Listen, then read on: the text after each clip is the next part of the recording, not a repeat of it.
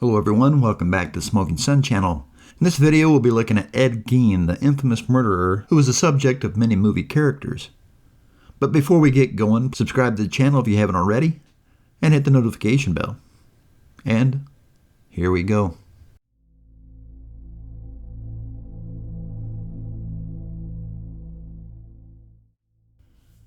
Augustin George Gein welcomed Edward Theodore into the world on August 27, 1906 in La Crosse, Wisconsin. The couple had two boys, with Eddie being the second. Henry, who was 7 years older than Eddie, was the first child. The fervently pious Augusta was committed to raising the boys in accordance to her high moral standards. Augusta lived in a world where sinners abounded, and she constantly reinforced biblical principles in her boys. She continually forbade her sons from having sexual impulses out of the concern that they would be sent to hell, warning them about the immorality and looseness of women. Augusta was a domineering woman who thought her worldview was infallible and accurate. She also had no problems enforcing her convictions on her husband and her sons.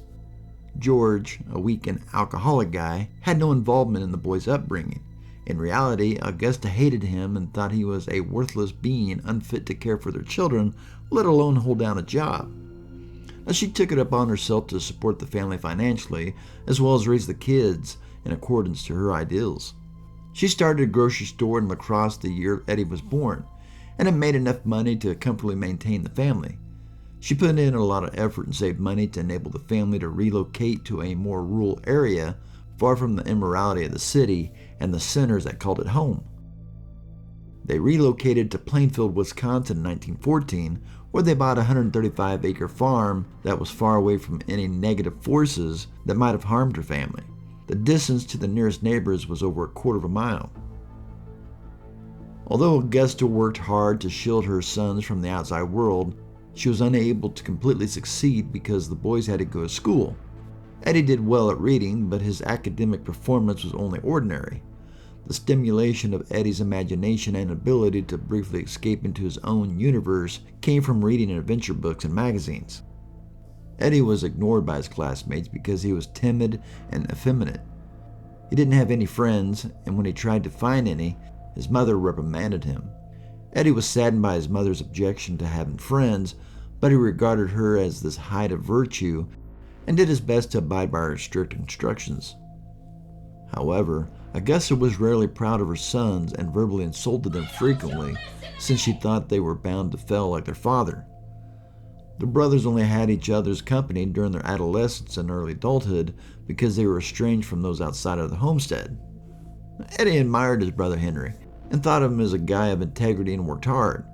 They took on a variety of odd jobs to help maintain the farm and their mother after their father passed away in 1940. Eddie wanted to model his brother's work practices after them because both men were regarded as dependable and trustworthy by the community. Eddie frequently watched children for neighbors despite their primary line of work as handymen. Since youngsters were simpler for Eddie to relate to than his peers, he particularly enjoyed babysitting. He was emotionally and socially immature in many aspects. Eddie had an unhealthy relationship to their mother, and Henry was concerned about it. Eddie was surprised when Henry publicly insulted the mother on multiple occasions. Eddie was humiliated that his brother did not share Eddie's views on his mother as being completely good.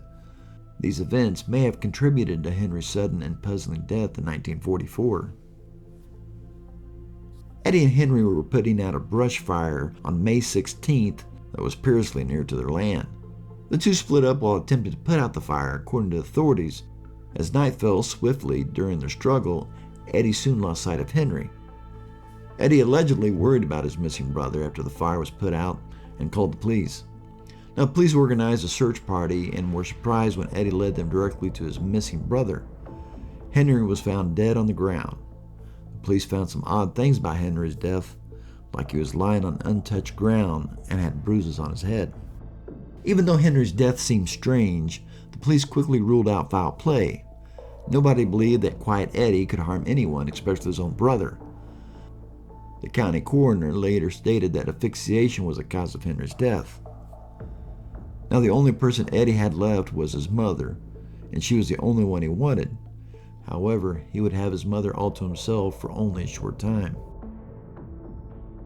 After his mother's death on December 29th, 1945, Eddie's world was crumbled.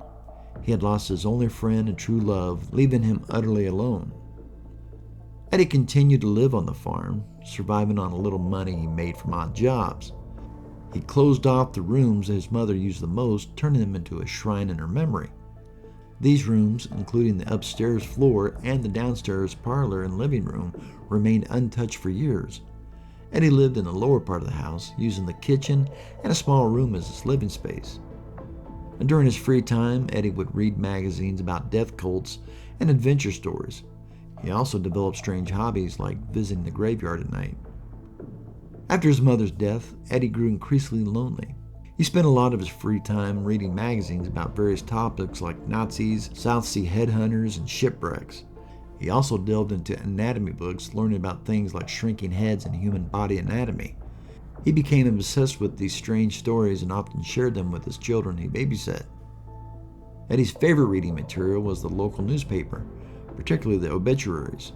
From these, he discovered the recent deaths of local women. Despite never being comfortable around women, he satisfied his strange desires by visiting the graves at night. Although he claimed he never had untoward relations with the dead women he exhumed, he told the police they smelled too bad. He took pleasure in peeling their skin and wearing it. He was curious about what it felt like of having a woman's body and often dreamed of being a woman himself. Women fascinated him due to the power they held over men. He amassed a sizable collection of body parts, some of which include skulls that had been preserved. A little youngster he occasionally watched over paid a visit to Eddie's property on one occasion. Eddie showed him human skulls that he kept in his bedroom, he claimed. Eddie asserted that the dried out heads came from the South Seas and were left there by the headhunters. When Eddie described his experience to others, his claims were discounted as a product of his imagination. Two other young men went to Ed Gein's farm a little later. The preserved heads of the women had been seen by them as well, but they dismissed them as odd Halloween outfits. Soon, the majority of villagers were speculating about the weird artifacts Eddie was rumored to possess. However, until Bernice Worden vanished a few years later, nobody took the rumor seriously. In fact, Eddie would frequently respond with a smile or a mention having shrunken heads in his room when people made fun of them. Nobody believed that he was telling the truth, or perhaps they just didn't want to accept it. Police in Plainfield, Wisconsin showed up at Ed Gein's rundown farmhouse on November 17, 1957. Gein was a suspect in a robbery of a nearby hardware shop and the disappearance of the owner, Bernice Worden. Gein had been the hardware store's last customer and had been seen hanging around the area. Gein's abandoned farmhouse was a disorganized case study. The interior floors and counters were covered in trash and rotting waste. It was nearly hard to navigate the rooms on foot. The stench of squalor and decay was overpowering. Arthur Schley, the local sheriff, felt something brush up against his jacket while he was using the flashlight to investigate the kitchen. When he raised his head to see what he had run into, he was met by a sizable cadaver that was swinging from the beams upside down. The body had been gutted, slit open, and the head removed. Unattractive to be sure, but common in that region of the country where deer hunting is popular, especially during deer season. It took Shay a few seconds to understand that this wasn't a deer at all, but rather a decapitated body of a woman who had been butchered. His deputy, Frank Worden's mother, Bernice Worden, age 50, had been located. The startled deputies discovered that the horrific findings didn't stop with Worden's body as they dug up Ed Gein's wreckage. They had unwittingly entered a death farm. There was an odd-looking bowl that was actually the top of a skull. The trash and the light shades were fashioned in human skin. An unsettling list of objects started to emerge, including a chair made of human skin, preserved female body parts in a shoebox, a belt made of nipples, a human head, 4 noses, and a heart. The more they searched the house, the more horrifying awards they discovered. An all-human skin suit had been created. As they attempted to count the number of women who might have perished at Eddie's hands, their minds began to spin. When investigators uncovered the gruesome details of what they found at Eddie Gein's farm, the news spread rapidly. Reporters from all corners of the globe descended upon the small town of Plainfield, Wisconsin. The town became famous worldwide, and Eddie Gein achieved a strange celebrity status. People were both repelled and fascinated by the horrors that occurred on his farm. Psychologists from various countries tried to understand what drove Eddie's actions. In the 1950s, he became infamous for having one of the most well-documented cases involving necrophilia, transvestism, and fetishism. Even children, aware of Eddie's deeds, created songs and jokes about him, perhaps as a way, as suggested by Harold Schechter in his book Deviant, to exorcise the nightmare with laughter. These morbid jokes, known as Geiners, quickly gained popularity worldwide. Now, most of the residents who knew Eddie spoke highly of him, although they found him a bit odd with his quirky grin and his peculiar sense of humor. No one suspected him of being capable of such heinous crimes. But the truth was undeniable. The quiet, shy man the town thought they knew was, in reality, a murderer who also desecrated the graves of friends and relatives. After spending 30 days in a mental institution and being evaluated as mentally incompetent, Gein could no longer be tried for first-degree murder. The people of Plainfield were outraged that Eddie wouldn't face trial for Bernice Worden's death. However, the community had little influence over the court's decision. Eddie was committed to the Central State Hospital in Waupun, Wisconsin. Shortly after his sentence to the mental institution, his farm and some of his belongings were auctioned off. In the early morning of March 20th, 1958, the Plainfield Volunteer Fire Department rushed to Eddie's farm. The house was completely destroyed, leaving onlookers oddly relieved. Police suspected arson since there was no electrical issues with the house. Despite a thorough investigation, they never found the culprit. When Eddie heard about the destruction of his house, he simply said, "Just as well." Even though the fire ruined most of Eddie's belongings, some of the items were salvaged and eventually auctioned off, including farm equipment and his car. Surprisingly, Eddie's 1949 Ford sedan, which he used to transport dead bodies, became a hot commodity and was sold for $760. The buyer exhibited the car at a county fair, where thousands paid to catch a glimpse of the infamous Gein Ghoul card. It seemed the public's fascination with Eddie would never fade in Plainfield. So after spending a decade in a mental institution, Eddie Gein was deemed competent to stand trial. The court proceeding began on January 22, 1968, to determine his guilt in the murder of Bernice Worden. The trial started on November 7, 1968, where 7 witnesses, including lab technicians, former law enforcement officers, and a sheriff, testified against Eddie. The evidence was overwhelmingly against him, leading to a guilty verdict for first-degree murder.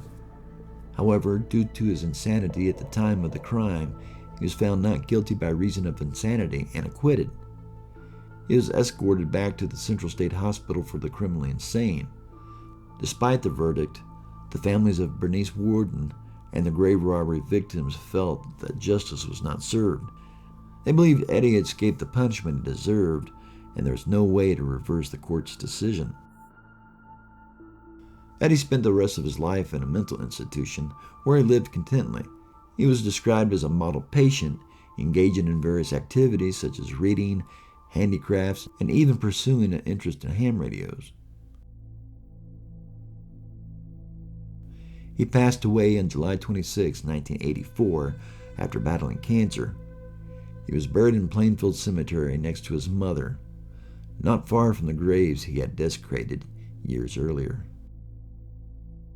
Eddie became well known as a result of his strange handiwork.